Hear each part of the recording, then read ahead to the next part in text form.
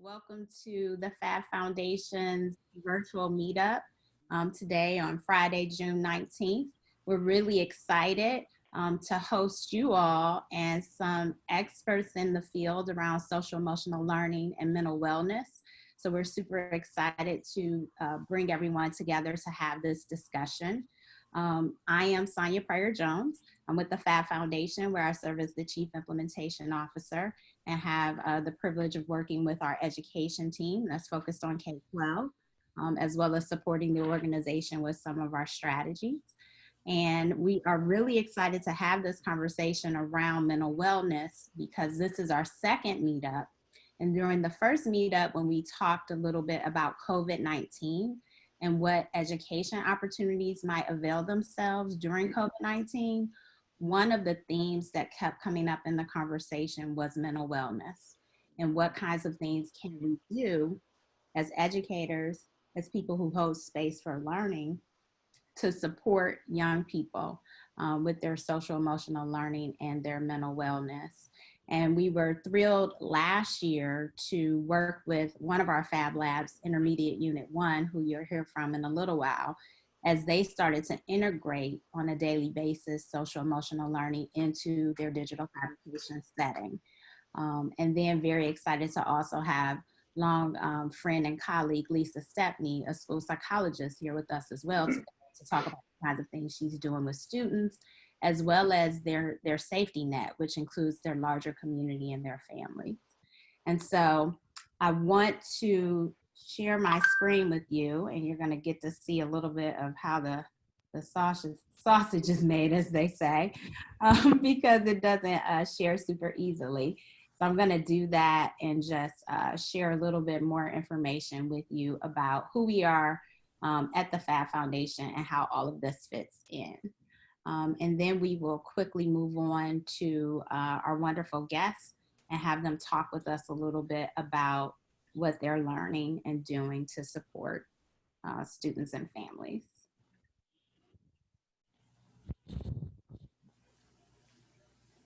So for those of you who are not super familiar with the Phab Foundation or SCOPES, which is our K-12 focused programming, I want to just give you a little bit of background.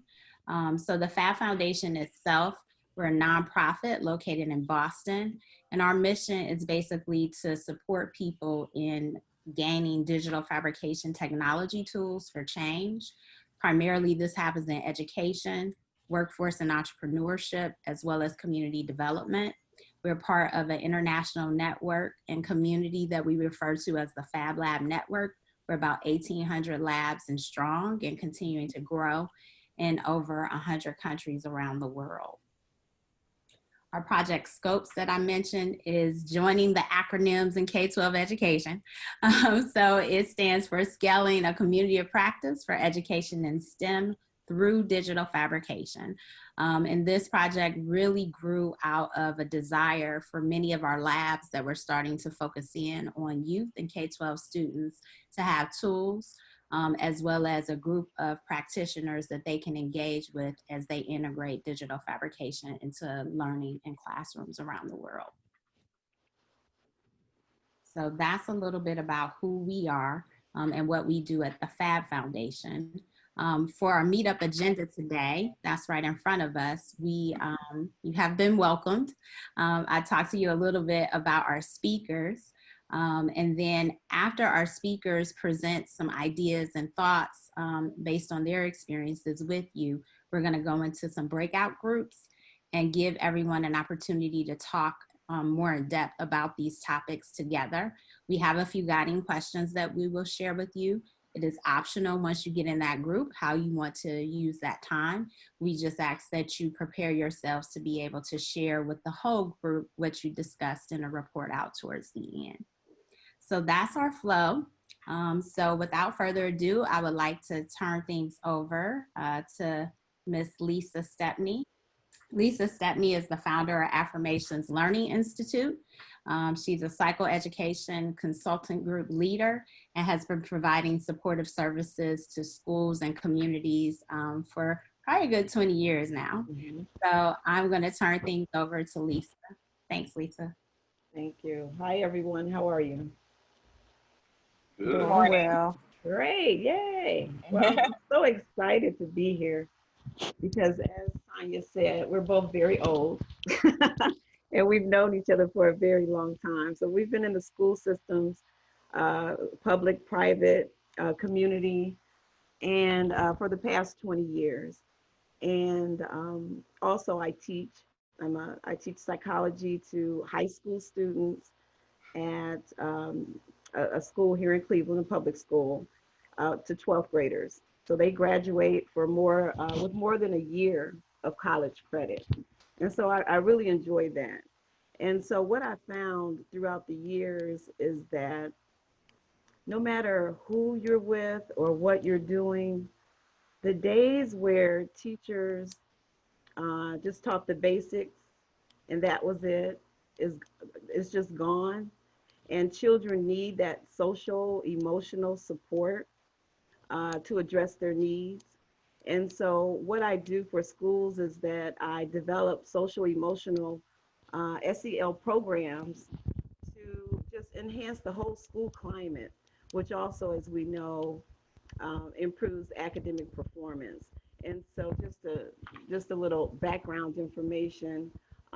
Research indicates that children who are exposed to SEL programs do 11% better than children who don't.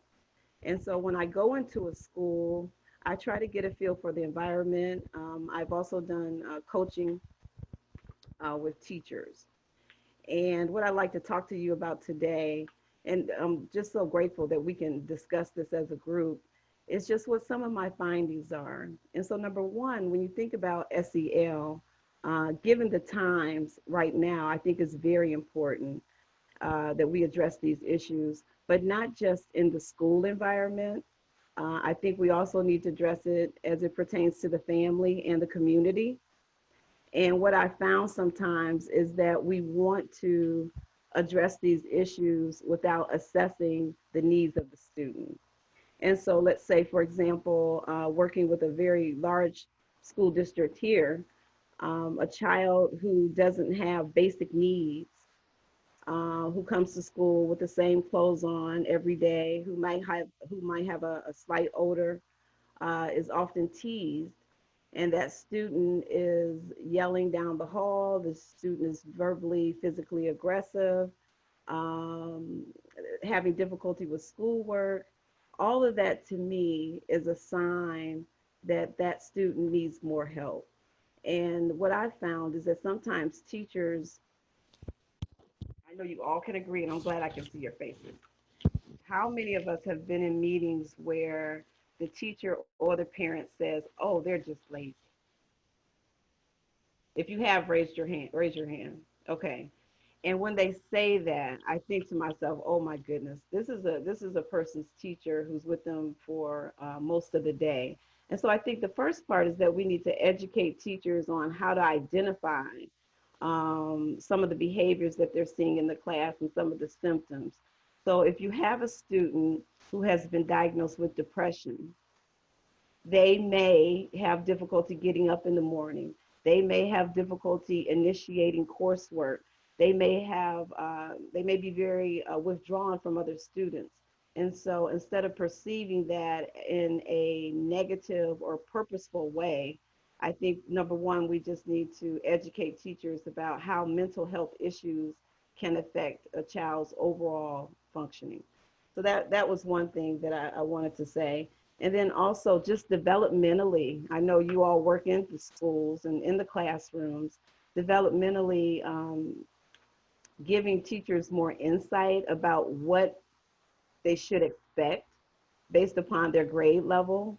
You know, to expect a 3-year-old or a preschool or a kindergarten to exhibit middle school, high school problem solving is unrealistic. And if you add ADHD or you add depression or you add other mental health issues, that child needs some type of specially designed instruction. So I think just considering the developmental stages of the students really help. And also culturally, Culturally, I think a lot of children are relationship focused, and they're not going to listen or hear anything you say unless they feel safe, unless they feel like you care. And I think we need to find out how we can assist teachers to create a more safe, motivating learning environment. And so those are some of the issues that I have found to be challenging. And just working with high schoolers, you just have a comorbid existence of academic difficulties as well as mental health. And I don't think that that's really being addressed in the school environment. So we definitely need more school-based counseling. Um, any questions so far in regards to the cultural perspective? Okay.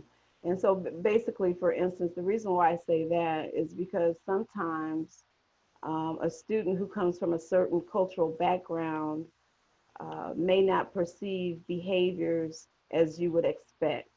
And so I know a lot of times in one school in particular, they always kind of look at me kind of strange, like, why is she so nice? Why is she so respectful? Why is she? And they think they're waiting for, they're waiting for the outcome or the manipulation part. So I think just establishing a good relationship and reflecting on yourself is very important. So if we're in the classroom and we're exhibiting loud behavior, or we're not listening, or we're not demonstrating effective problem solving, it kind of goes on over to the students. And so I think every classroom, I was working at one school and we had yoga in the morning. And at the end of that school year, those kids did significantly better because they knew how to manage their emotions. They knew how to relax. They had a great self awareness of their ability, and they were very motivated to learn. And they could also sit. We found that they could sit and remain focused longer than other kids in the school. So, some of the core things I think when we're talking about SEL is making sure that it's age appropriate, making sure that it's culturally relevant, and also giving students effective coping strategies.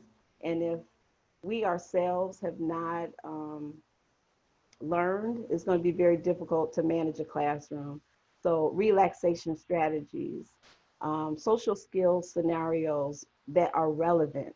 I haven't seen a very good SEL slideshow or modeling of behavior that's relevant for a while. So giving them situations that they will come in contact with every day. And also, again, just monitoring what does the family expect, what does the community expect, so that you can have some type of similarity, community, family, and in your classroom, there should be some type of thread that they have a common core. And the child should not feel like what they're bringing to the classroom is irrelevant or inappropriate because in the home they do something different. And as an African American female, I was very blessed to have a parent who told me that you act this way in one particular way, and you speak this way when you're in another particular environment. So you kind of learn how to adapt and function in various environments. And I think with this generation, they're trying to teach us because they are who they are all day long. And so um, we have to show them that there is some type of value in the skills that we're trying to teach them in the classroom. Thank you so much, Lisa. Mm-hmm. So we're gonna keep things moving along here. And what I'd like to do now is introduce our other presenters, Jason and Michelle. Jason and Michelle come from the Behavior and Mental Health team at IU1, where we have a Fab Lab and where they've been thinking about these topics and actually demonstrating them along with the digital fabrication technology and tools. Jason comes to the work with more than 10 years of experience. doing all kinds of things, and just joined IU1 most recently. And Michelle has been with the agency for 19 years doing this work and incorporating Fab now as something. I'd like to turn it over to Michelle and Jason while I get my screen together. Okay. This is Michelle. I'm sorry my picture didn't come up. And I just wanted to say thank you, Lisa, for integrating so many different components about valuing the whole child and accepting the child for where they are. And I think that is integral to good teaching, or a foundational for any kind of learning experience. Yes, the child needs to develop trust and understand that this is a safe environment to be themselves. And I think that now that we have a name for it, social emotional learning, even though it's been around from the Castle definition for over 40 years, it's still developing, because we still need to develop more cultural relevance and community integration. So the basic components really of SEL are teaching those key emotional skills that most children learn very young.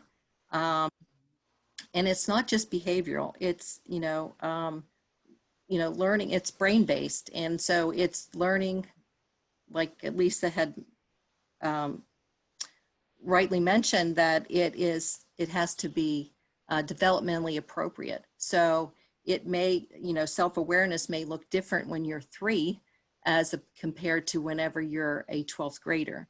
But it is still a key skill with reflecting. And many of our children don't get that time or are taught that what they think, what they say, what they're feeling is important. And so that you need to take that time to point that out, and let's reflect upon it. What are you thinking, and how does that impact what you're feeling? And so in the Fab Lab situation, we're looking at guiding the child, the whole child, addressing social emotional needs in that making environment, so that is a win-win plus environment for the child. So you're feeling safe, you're learning new things, and you're having fun. So it's a broad perspective of a particular learning environment, so in the Fab Lab, but it's transformative, across any educational setting. And it's been really interesting for me, having worked, early intervention through high school years in public educational systems, to be able to see that play out in the Fab Lab, and how important that is.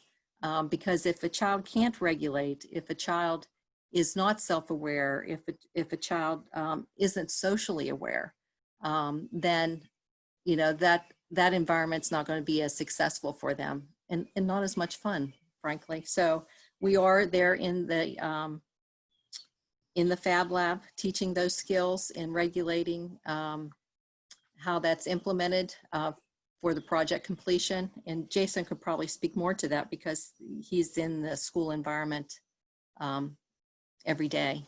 And I just get to rotate between the Fab Labs. So Jason, you have anything else you would like to add there? Yeah, no, it's really cool, actually. I'm new to this social emotional learning concept because I come from the mental health side, not the education side, more so in my experience. But it just, SEL is, you can generalize that to anything that we do as mental health clinicians. It's kind of the same thing, only in the school setting.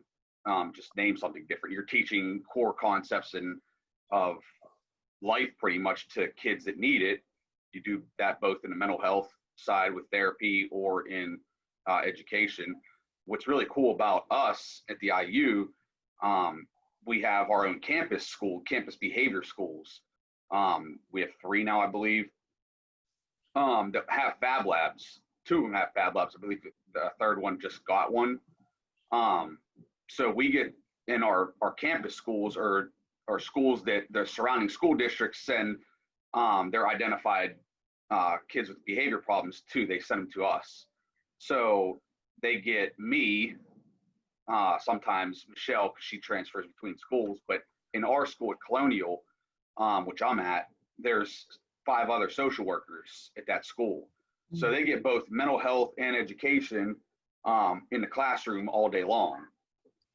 So then you couple that with then the creative side of it, which I'm a very big proponent of, like this kind of work in a school with kids with behavior problems, because it's hands-on, it's concrete, it's physical, it's, I don't know, there's just something about it that makes them be able to control themselves a little better, because it's hands-on. It's tangible for them to see and feel and use. So we get to help them master these skills a little quicker, and really do that through both the classroom and the Fab Lab. So I go in, like I'm the social worker for the grade 7 through 9, so middle school. And I'll teach my groups in the classroom surrounding some of this stuff. Like a lot of my groups are around the core components of the Castle definition of SEL, like self-awareness or self-management, social awareness, relationship skills. I teach those kind of groups in the classroom, and then I bring them into the Fab Lab, and then monitor them in the Fab Lab while they're doing something. And it's amazing, because we're doing a research study right now, that there's really no behavior problems in the fabrication labs ever. And it's really interesting. I was just thinking about this, that some of the younger kids in the elementary classrooms destroy entire classrooms, will destroy the classroom. I don't think there's one incident where that same kid that destroyed that classroom went into that Fab Lab and destroyed that Fab Lab. Because I think that they understand, one, how much the equipment might cost, but 2, that this is a space for them to say, I get to be creative. I get to have some kind of self-worth, like see something be made that I created, which I think is very, very important for a kid, especially with behavior problems, and someone who might have been written off by their other districts or teachers, like Lisa had stated.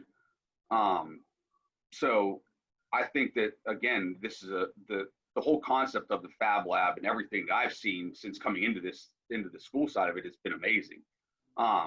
Also, I went on my first year at IU1, I went down to Washington, D.C. with 7 of our kids from our school, which is where I got this fancy shirt from.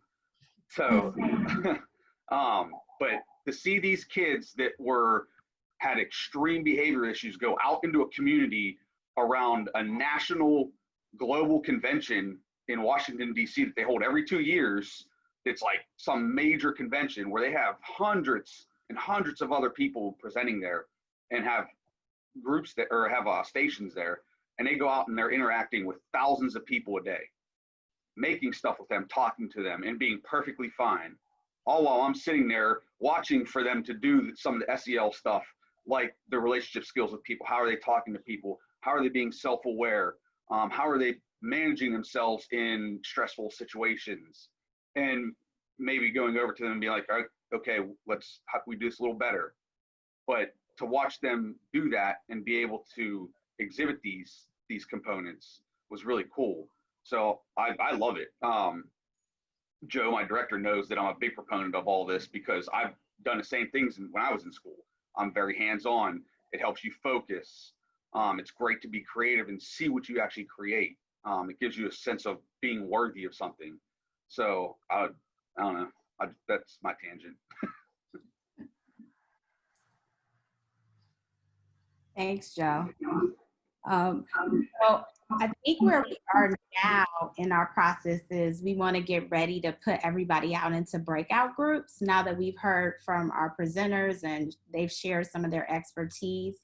Our goal is to get you into 3 groups so we can have one of these presenters in each of them, and where you all can continue the conversation. One thing that would be helpful, if you haven't done it already, please put your name in your box so that we could utilize that to help shift people and put them in the right locations for the breakout groups. And we'll be able to take a little more than 20 minutes in those groups to have some conversation, then we'll bring everybody back. And again, our biggest goal is for you to dive in a little deeper, but then come back and share with the rest of us what it is that you learned and chatted about. And so what we'll do is I'm going to show you the questions, but what we'll also do is I think we want to get them in get them in the chat box as well. So we'll put them in the chat box also, so that we know you'll have access when you go out to the breakout groups. The other thing I was hoping is that one of our team members from the Phab Foundation would place, IU1 did a special collection on our Scopes website focused specifically on the social emotional learning work that they're doing with their students in the Fab Lab.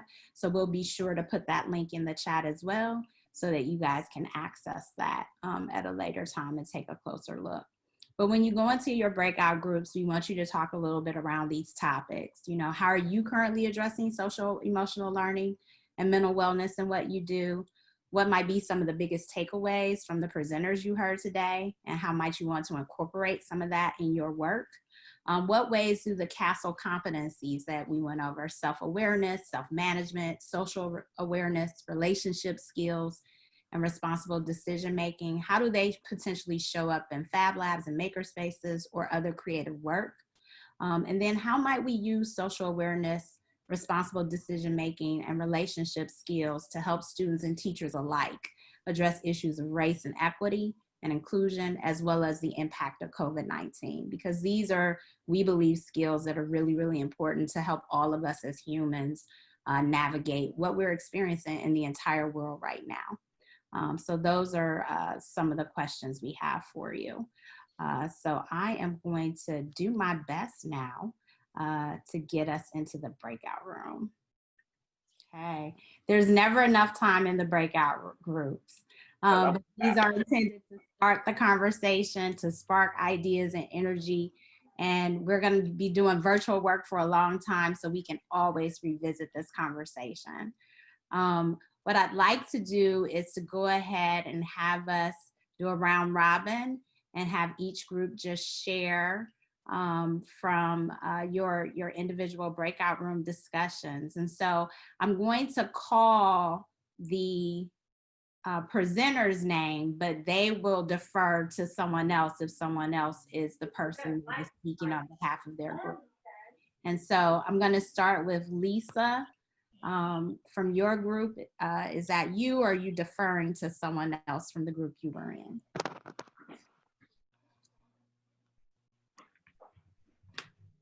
She's muted. Is not back. Wait a minute. Let's make sure everybody's here. Yes, she is. Lisa, you are on mute. Okay, sorry about that. So we had 4 members in our group, and everyone pretty much stated what their status is right now, what the present status, trying to make this transition with COVID-19, and what components were challenging and how they addressed the challenges. And Mr. Tillinghast gave wonderful examples of how project-based learning that requires team effort, and also just educating students about technology has been very helpful. And it sounds like this project-based learning is a wonderful way to improve SEL, because, okay, you have to arrive on time. You know, that's being respectful to your group. You're identifying your strengths and weaknesses. You're defining what your role might be. You're verbally communicating. You're responsible for something. You're problem solving. So I was very impressed with Mr. Tillinghast's example of even having to go to the home to make sure that that student completes that project. So we all acknowledge that we're under difficult times and we may have to do things that, you know, ordinarily we wouldn't. And Ms. Woods just emphasized the importance of relationship building. Her students look forward to seeing her and meeting her and valuing what the kids know, because unfortunately, a lot of the teachers and staff aren't as technology savvy as even the students. So the students saying, push that button, Miss Woods, the button on the right, you know. So we, you know, being respectful, because that's a relationship, you know, that, and that's transferable to SEL skills. Um, let's see, parent involvement. Mr. White Wolf was just saying that in his country now, there may not be as much structure. And so he's just looking for, you know, different ways to really make it happen. And he just has more experience as a parent. But I could see where parents really have to be engaged and involved. So overall, the positive is that it's challenging us and it's making us look at different ways to interact with our students and different ways to encourage them to learn. Because I don't think a lot of people are doing this project-based teamwork, which works. Thank you, Lisa, and Thank thanks for you. your group. So I'm going to turn it over to Jason, and then Michelle will take about 2 to 3 minutes for the highlights. What do you have for us, Jason? Who's talking? Okay, Emily. I'll talk. Yeah. So our group discussed how, you know, the SEL as a term may be fairly new to folks, but the elements have been embedded in both in good teaching and facilitation, and are really tied to what happens in a Fab Lab anyway. And so that it doesn't need to be necessarily an explicit curriculum or explicit lessons, but that it's embedded in the day-to-day interactions. And it's those oftentimes teaching in the moment, and really tied to connecting with students and relationality, and whether that's, you know, somebody a long time or even in a short amount of time, you know, respecting them and listening to them, and that then that opens up doorways to address needs or highlight things when needed.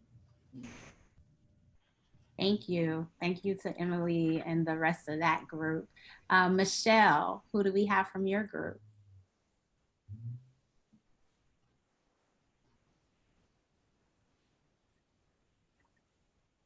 Michelle, you are muted. So I'm not sure if it's you that's sharing or if you're deferring to someone from your group. Okay, sorry. Yeah, we were going to have Melvin report out, because Yes. really good discussions around, you know, how general SEL is and how it needs really to be developed and more integrative of what's happening in the world right now. Yeah. Yeah, we had a very rich conversation. And I guess it's in the ancestors in Juneteenth for speaking to us. And it's a very interesting, because we were questioning this whole notion of SEL in the spirit of COVID-19 and the Black Lives Matters movement. So there's SEL before all this stuff, and there's SEL now. And so we got into a conversation, and we were talking about this whole notion of anti-racist framework and how does that apply to something like the Castle framework. Tracy gave a very good example of AI face recognition and some of the work she's doing with AI face recognition and some of the implicit bias that goes into the programming of those things. So they don't recognize black skin, they don't recognize some features of faces. So we got into that conversation. And we also talked about that some of this is just not a social thing. Some of this is chemical in the brain, right? And some of the stuff that's happening to the brain development when we talk about these things. And one of the things we talked about was the new research coming out of the Harvard Public Health School, where they're talking about the community stress after these police incidents or shooting, and how everyone's stressed. So if everyone's stressed in a community, the kids going to school are stressed. And if the teachers don't understand that cultural dynamic and knowing how to code switch in the student direction, and not always having the students have to code switch in the school's direction, and how you play around with that. We didn't have enough time. We got very deep into a conversation that could have taken much longer to talk about, but we touched on some important aspects of SEL. Okay, thank you. Yes, it was very interesting and enriching, and implicit bias definitely needs to be addressed, from professional development standpoint. Yes. Thank you very much. Thanks, Melvin and Michelle. Thanks to all of the groups for what you had to share. As we begin to wrap up our time together, because we do want to try to be very thoughtful, we've got 3 minutes remaining. A couple of things I'll mention to you. Lydia has placed a link in the chat, which is our virtual swag bag to you. And so typically in these convenings, we'll get together and we'll have something that you can physically take away.